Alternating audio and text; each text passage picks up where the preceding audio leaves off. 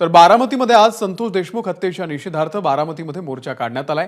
या मोर्चामध्ये धनंजय देशमुख आणि वैभवी देशमुखही सहभागी झाले। बारामतीमधील आक्रोश मोर्चाला कसबामधील शिवाजी उद्यानातून सुरुवात झालेली आहे।